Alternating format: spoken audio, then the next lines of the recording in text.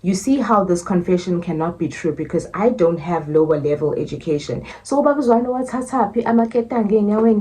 and the OB book said I left Valeria at 9 o'clock or 8 o'clock and I only arrived in Alberton at 12 o'clock. So where was I in the 4 hours if I didn't go to Vosloorus? And I was like, yes. And I'm bad like the Barbie. I'm a doll, but I still wanna party. Things felt like I'm ready to bend. I'm a 10, so I pull an next 10. Like Gabby, Stacy, all of the Barbies is pretty. Damn, all of the Barbies is bad. Hello and welcome to my channel. If you are new here, my name is Nogwazi Ndombela, also known as Kwazi Bear on all social media platforms. Do subscribe, be a part of this family, and if you are a returning savvy, welcome back, darling. Now guys, as you know, every week I bring you proceedings in the Senzo Meyiwa trial, and I'm here to do exactly that. But before I get started with the video, please do like this video, do subscribe if you're not already subscribed. Also do give the channel if you can using the super thanks button down below. Now before I get into the video, guys, I do have a little disclaimer. This week was a very hectic week for me, so I do not have my analysis on Tuesday and Wednesday's proceedings because I was in training. So you guys are just going to excuse that. I thought I was going to be able to catch up with the proceedings during the course of the week, but it was just not possible. But it doesn't seem like I missed much with the proceedings because it does seem a bit repetitive because it is still cross-examination by Advocate Baloyi on accused number 1, Misspelled, and really the questions are very repetitive. Just by watching the proceedings on Monday, Thursday, and Friday, I already see that the questions have been asked and answered by Misspelled, which is something that he did raise to the court on Friday. So without wasting too much of your time, guys, let us get into this video. Now, on Monday, the 27th of October, the cross-examination commenced with Baloyi touching on the issue of Ubabu Zwane, which was said to be the traditional healer that cleansed the accused after the whole incident. And he goes through the testimony of Ubabu Zwane, which clearly says that he's unable to recognize the gentleman from the accused, the Sbiya gentleman that he refers to. Now, guys, there's something that I'm picking up about the testimony of Ubabu Zwane at this point, is that in Amanga Pagati, because he mentions something about Muzi having chains on his legs and hands. And Muzi testifies that back then he didn't have the chains on his legs. He only ever had handcuffs on his arms. He never had chains on his legs. So another thing that was a reminder for me is the fact that Babuzwane said of the people that came to cleanse, it was umfana wagasbiya nabafana bagabteles. So if Misspelled was lying about the Buthelezi brothers, how come Zwane also knows about the Buthelezi brothers? Guys, you see the thing about lies. Now, during cross-examination, Baloyi does say that Babuzwane says that he knows you. And Mnisi does object to this, saying that no, Babuzwane didn't say specifically you as in accused number 1. He did say he knows Usbiya. And it's the same concept that goes with the arrest of Misspelled, where he says he was arrested by Ubaloyi. It doesn't necessarily mean it's the Baloyi, the prosecutor, that is before the court, but it was Ubaloyi. It could have been any Baloyi. So basically the point that Mnisi was trying to raise is that Babuzwane was unable to identify Misspelled in court. He did mention a Sbiya, but that doesn't necessarily mean that it is accused number 1. Misspelled does also object to this proposition by Advocate Baloyi and says that Babuzwane was even given time to do a dark identification with the accused, and he was unable to point out the person. He even put a rider saying that the Sbiya that he saw was much taller and I think much darker than the accused in court. Misspelled does emphasize the fact that he never made a statement. He's never met Uzwane before he actually came to court, and he goes into the issue of how they actually got to go to Magwaza. So Misspelled has his own version of how the events happened, whereby he says that his phone was obviously taken from him when he was arrested, but on the day that they went to confirm this traditional healer story, Mukhola did ask him to unlock his phone. He does also mention something along the lines of a Magwaza gentleman that the police took him to, saying that he was Inyanga that assisted him. And they also beat up this Magwaza. So for me, this is interesting because Magwaza could be one of Muzi Sbiya's witnesses. I'm upset that he mentioned the name because now the police might go and look for him. But that means that there is a witness that can testify to the fact that Muzi Sbiya was arrested and they brought Muzi Sbiya to him and assaulted him to say that he was Inyanga that assisted Umuzi. Baloyi, when cross-examining Umuzi, also mentioned something about Muzi Sbiya admitting that Senzo was killed on the 26th, and then news came out on the 27th, of which Nisi objected to this, saying this was not Muzi Sbiya's evidence. It was him putting a background to Umuzi with regards to what happened and what has brought us to court. So when Nisi started his examination in chief with Muzi Sbiya, he basically laid a foundation. He laid a background as to what happened, the arrest of Mr. as well, and all of those things. And obviously Muzi was agreeing, saying that uyezwa. But Baloyi took that as Muzi saying that that is fact. And Nisi says, no, that was not the evidence of the witness. That was me laying the foundation as to how I'm going to start leading him in evidence in chief. Now, something that struck me very much by surprise on Monday is when Baloyi started saying that he is quoting from the record. Now, he says that everything that he's mentioning with regards to Muzi Sbiya's testimony and what Nisi had objected to, he's quoting from the record. Now, this wouldn't have been so much of a problem if it wasn't from Nisi raising the issue that Baloyi had told them that they don't have the record. Basically, they don't have access to the record, and it takes about 5 weeks to get those records to court. So Nisi says it's surprising that the state is quoting the record from the 13th of October when we were told that it takes 5 weeks to prepare those proceedings. And now the state is quoting it here. Where did he get that from, and how come we don't have it as a defense? In his defense, Baloyi says that he was reading this from his notes. No, Baloyi, when are we skipping? As they continue going into the confession of Umuzi Sbiya, the inconsistencies continue to rise, because in the confession by Umuzi Sbiya, yes, he mentions the Buthelezi brothers, Omako and Makimbi, but now the interesting thing about this is that the gun that allegedly shot Senzo Meyiwa by Marco, right, is sold to Mtobisi. Now, there is Mtobisi in this case, as we all know, which is accused number 3. This is where I feel like all the things got muddled up. Mtobisi was meant to be in the mix somehow, which is accused number 3, but in the confession of Umuzi, Mtobisi is Mtobisi Sithole and not Mtobisi Mncube. But there's a link. Mtobisi was meant to be part of this case somehow, but Marco and Makimbi were also meant to be part of this case somehow. It's just unfortunate that they found out that they were in prison during this time. Now, on the confession, there is a signature and thumbprint, and this is consistent throughout several pages of this confession. When Muzi is asked to confirm his signature on one of the pages, he says that he cannot see the signature on the page. Now, Baloyi goes back to the record to where Sibanda was cross-examining Umuzi Sbiya in the trial within a trial, and Umuzi Sbiya was able to confirm the signature. Now, the issue with this is that there are several pages with his signature, and Baloyi is not really sure which page Usibanda actually referred to where Muzi Sbiya confirmed his signature. Now, this was raised by Ramusipili to say, we can't keep on going back and forth saying that Muzi Sbiya admitted to his signature. His signature appears on several pages on this document, so we don't know which one Sibanda was referring to exactly, which then caused Baloyi to go through the whole confession and all of the signatures on every single page, for which Muzi was confirming, yes, this is my signature, and I don't deny that I did sign the confession because I was made to sign. As you can see on the documents, there are X's next to where I signed. That is when Mboto was showing me where I actually need to sign. However, on this particular page that the prosecutor has been asking me about,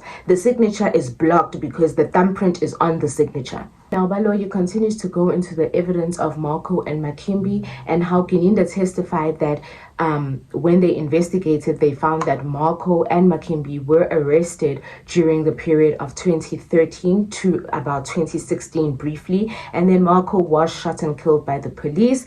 They were at Kalagabusha prison. Now, this is very important because if you remember, there are videos of the court proceedings in Boksburg when the accused first appeared.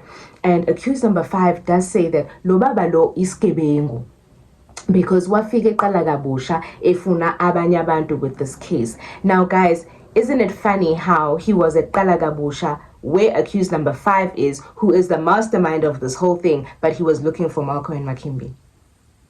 Now, a bombshell was dropped during the proceedings where Mboto in the confession does say that Muzi Sbiya has lower level education. Now, this is where Moses Bia says, you see how this confession cannot be true because I don't have lower level education. And by lower level, what does he mean? Because I stopped at high school in grade 12 to be specific. And I was like, clock it.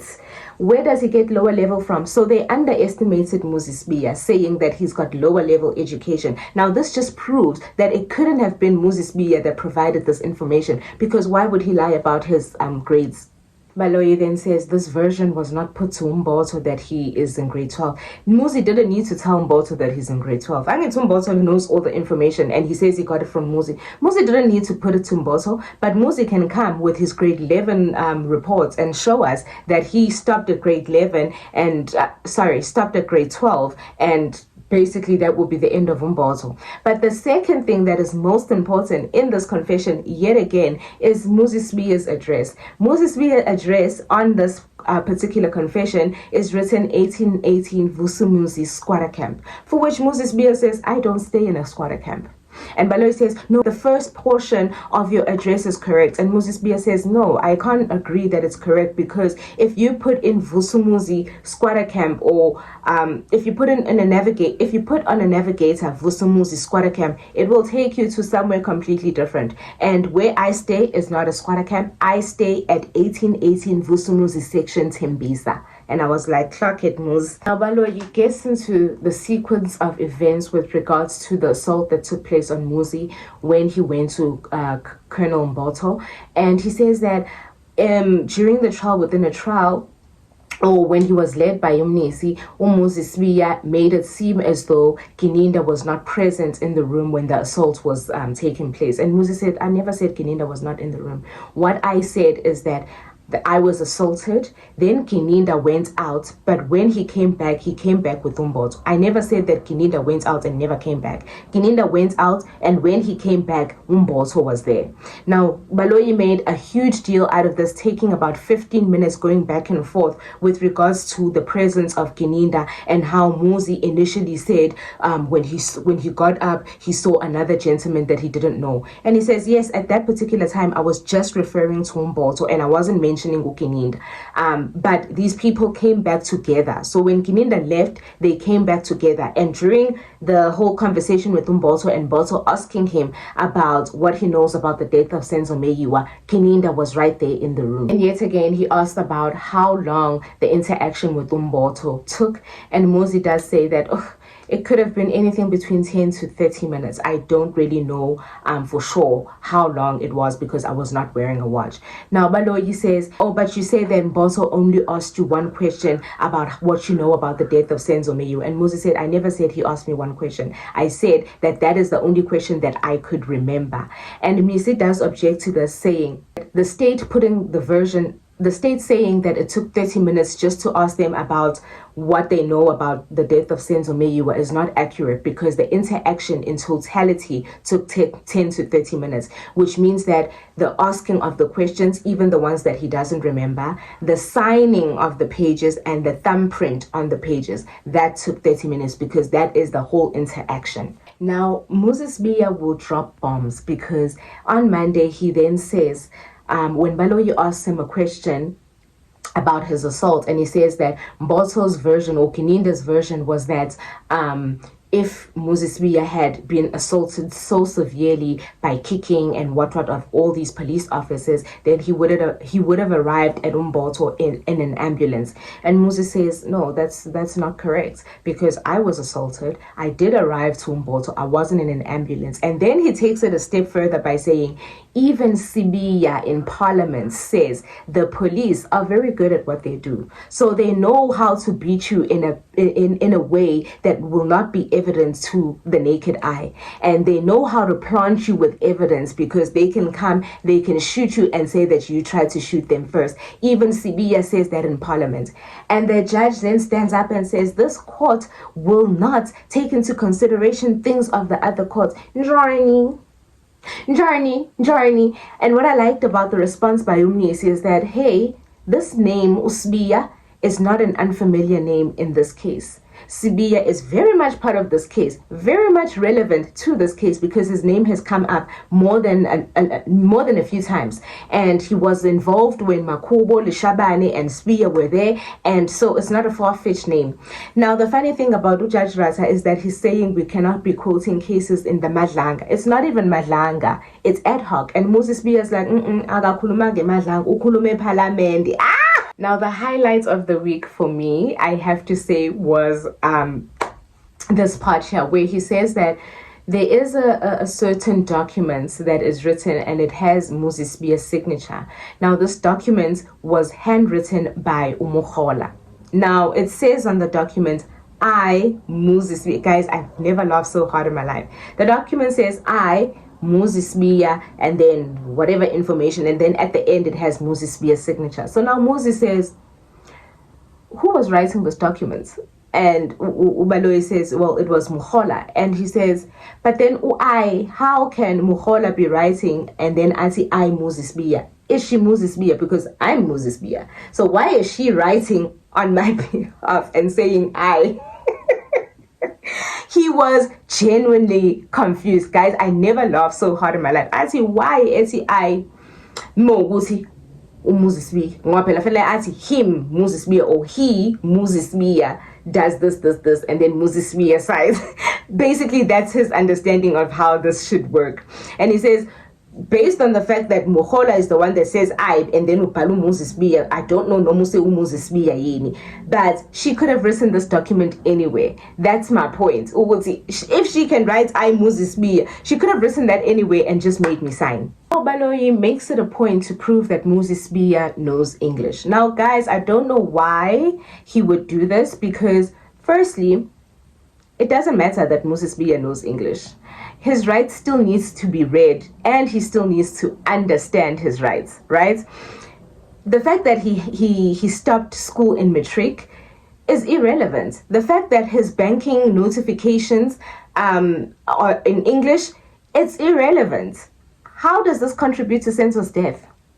How did this contribute to Senzo's death, guys? Baloyi wasted an entire hour going through documents about how Muzi, firstly, he asked him, oh, so you say you stopped school in matric? And he says, yes. So you know English? Muzi says, yes, I do know English, but I don't know English very well. I don't know English very well. Then Baloyi goes into his bank details where it says that preferred language in the banking app or on the ATMs is English. Moses Biya then says, yeah, I use English, ATM, but when I'm inside the bank, I speak in Zulu.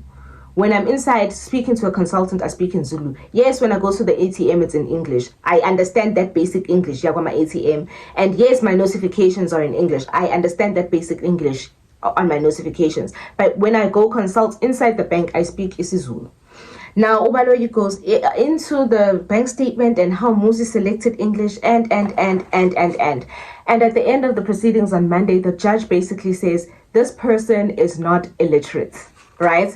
This person knows English. He even used the word traumatic at some point. So he knows English. It's not disputed that he knows English. So those are the proceedings on Monday. Now on Thursday, they continued with cross-examination and basically going into the pointing out where Hadebe was involved. Baloyi does say that Ukhatebe was based in Rustenburg, and he does say that he received a call from Ukininda, and he expects Umuzi to comment on that. Now Moses Bia says, hey, I was not there, so I don't know what Ukininda said to Ukhatebe. I don't know when Ukininda spoke to Ukhatebe, so I cannot comment on the conversations that he had with Ukhatebe. All I know is that Ukhatebe was there when I went to my pointing out. Now he says that there are certain allegations that he was assaulted, and Moses Bia says these are not allegations. This is what happened. I was assaulted, and everything that I did with Ukhatebe was not out of my own free will. So when Baloyi disputes the fact that Moses Bia was taken from Valeria and taken to Fosterus to be assaulted, Moses Bia says if we had the AVLs, we would be in a better position to tell where my location was, but you didn't bring the AVLs. But luckily for me, we do have OB books, and the OB book said I left Valeria at 9 o'clock or 8 o'clock, and I only arrived in Alberton at 12 o'clock. So where was I in the 4 hours if I didn't go to Fosterus? And I was like, yes. Baloyi keeps wanting to demonstrate that the way in which you drive to Fosterus, you pass through Alberton. And I think Moses Bia's understanding was a bit limited in the sense, because when Baloyi asked, when you went to Fosterus, did you pass Alberton? I don't think he meant did they go to Alberton, but the direction which they drove, they passed the off-ramp, yes, at Alberton. And Moses Bia kept emphasizing, Gids, hey, we went to Fosterus. We didn't go to Alberton. We went straight to Fosterus. That's none of his business. Bottom line is that we didn't go to Alberton. We went from Valeria to Fosterus, from Fosterus to Alberton. He even takes it as far as saying, I've been answering this question. I don't understand what the prosecutor is trying to do. It seems like you're trying to trick me. That is the exact word that Umuzi used. Baloyi is trying to trick him with the questions that he keeps asking, because he keeps explaining that he didn't go to Alberton. He went from Foslo to he went from Valeria to Fosterus, then from Fosterus to Alberton. Omnisi does object and said, you know what, to be fair, also that question is better understood, you should be asking the witness which routes does he normally take when going to Alberton or to Fosterus, because that would give a better understanding to the question. Then Baloyi does ask Umuzi what route they took on the day, and Umuzi basically says they went through the R21, R24, N3, and they off-ramped there. Then Baloyi went back to the issue of the location in Fosterus where we went for the inspection in local, and he mentions the boom gates yet again. Now guys, he had already mentioned this last week and Moses Bia answered. He already mentioned the fire station and Moses Bia answered, and he's back to that question again. Moses Bia basically says, even when we went to the inspection in local, that boom gate was not opened and closed, opened and closed. It is constantly open. Livuleke wire. Now to see Baloyi literally has no questions further to ask Umuzi. He then asked about the number of vehicles that were there on the day. Now Moses Bia has said this numerous times that he doesn't recall how many cars were there, and he does answer that I don't recall how many cars were there, and he says, but in the inspection in local you said 10. And Moses Bia basically explains that I had said I don't remember, and advocate Mnisi said I must estimate, and the estimation was 10, I guess, because I don't remember, because it was an estimation, it wasn't an accurate number. And then he says, no, but didn't you say 10? Mrs. like, no, now this is unfair. Like, we should be objecting for things that are relevant. Right now, this is just petty, it's nonsensical. Now they go into the record where Mgomezulu said that Moses Bia was assaulted in Fosterus police station. Now guys, Moses Bia, I'm thinking in his explanation as to where he was assaulted, he kept mentioning the police station because all those areas are within the vicinity of the police station. We all witnessed this when they went to the inspection in local. It didn't even take them 2 minutes to get to the police station from the municipal buildings. Now, the version that Mgomezulu put made it sound as if he was assaulted at the police station exactly. And Moses Bia basically does explain that mistakes do happen, mistakes do happen. And maybe Mgomezulu just said police station and I didn't correct him at that time because there's a lot going on. But let me make an example.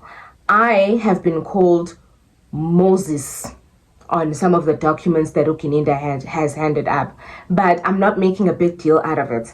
I've been called Vusisbiya. I'm not making a big deal out of it. Mistakes do happen. And this reminded me of the judge constantly quoting R versus Hepworth.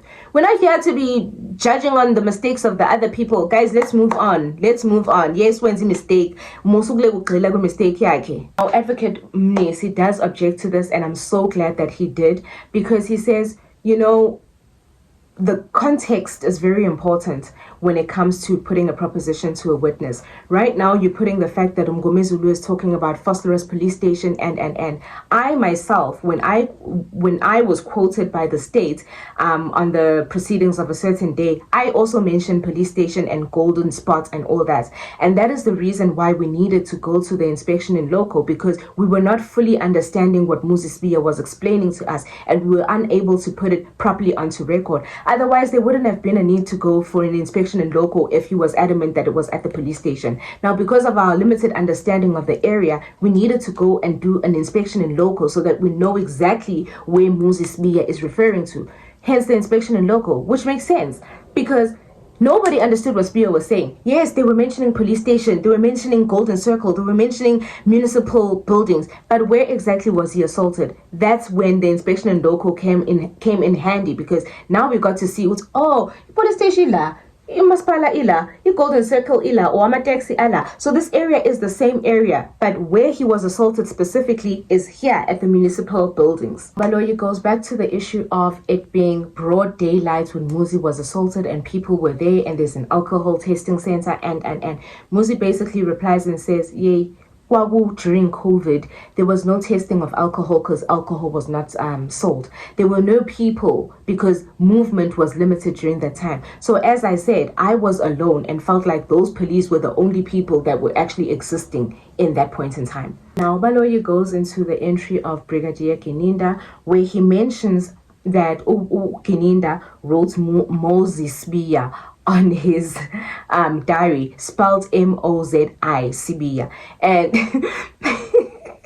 Usbiya basically says, yeah, Kininda pano Moses Biya, but I'm not Moses Biya, which means that Kininda was speaking about someone else, and the state is now putting me in that because now they're saying that Moses Biya is me. And he says, no, but don't you go by the name... and then he says, no, but don't you go by the name Muzi? And he says, yes, it's Muzi, M-U-Z-I, not M-O-Z-I. That person that's written there is not me. Now they go into the issue of the pictures that were taken by Uhadebe. And basically, Umnisi objects to Muzisbiya having to comment on these pictures, saying that the quality of the photos needs to be, addressed first before Muzi can answer the questions that the state is posing. And the judge then asks for authority.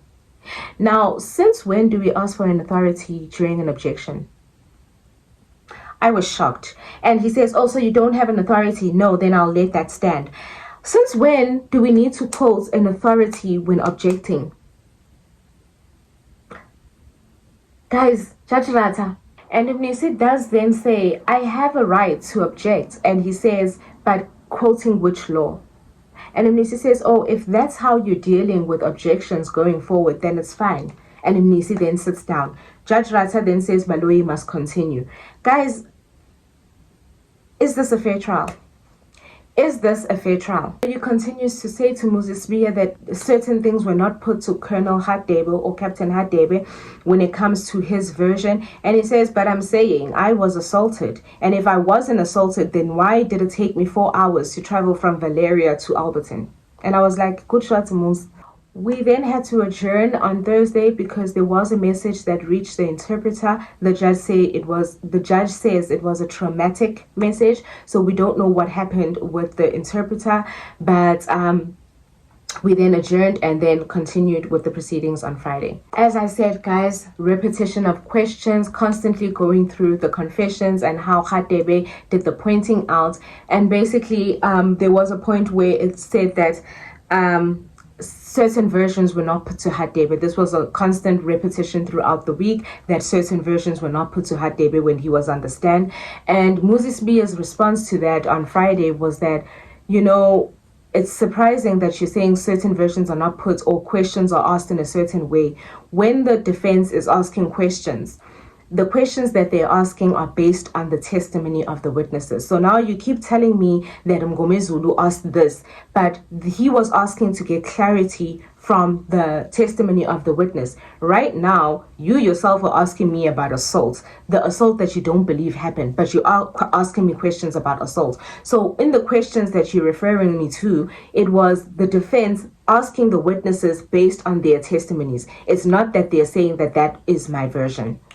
Baloyi at that point was asking him about Mngomezulu's version, saying that Mngomezulu was asking questions to Hadebe and this is what he said, and Ngumalo asked questions and this is what he said, and Moses Bia's answer was consistent. The third time he says Mshololo also said this and this is what was said, and he says, as I've explained, all the answers to these questions will be the same. Because as I'm saying, these were questions based on the testimony of the witnesses and not my version. And he says this question has been asked so many times and he's finding it so unfair that he's been asked the same questions over and over and over. But when the state witnesses were here, the witnesses would be asked questions, and if the question is asked again, then the prosecutor would say this question has been asked. But with him, they're just letting it go on and on and on. The judge is not saying anything. The prosecutor is not saying anything. It's almost as if he's not getting a fair trial at this point. And I felt his concern, Umuzi. His concern was very much valid. Nisi does then say that actually this is becoming very much unfair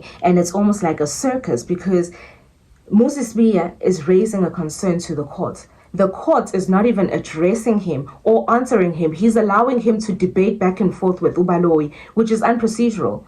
And Ijaji just ignored Umnisi and what he was saying and allowed Baloyi to continue. And I was like, in this court. There's no fairness whatsoever in this court, because why is it that you're allowing Umuzi to have a back and forth with Baloyi and you're just quiet? When Umnisi raises the fact that this is a concern that the accused is having, the judge just keeps quiet. Guys, Umnisi also quotes State versus Van der Westhuizen in this and saying that Baloyi is now bringing up a book talking about how to conduct cross-examination, but he's not mentioning the part about badgering, because this is borderline badgering the witness with the same question over and over. And then they go into the issue of Uhadebe, who in his statement says that he received a call on the 4th of May 2020. Now, Baloyi says that this was later corrected by Uhadebe himself when he came to testify.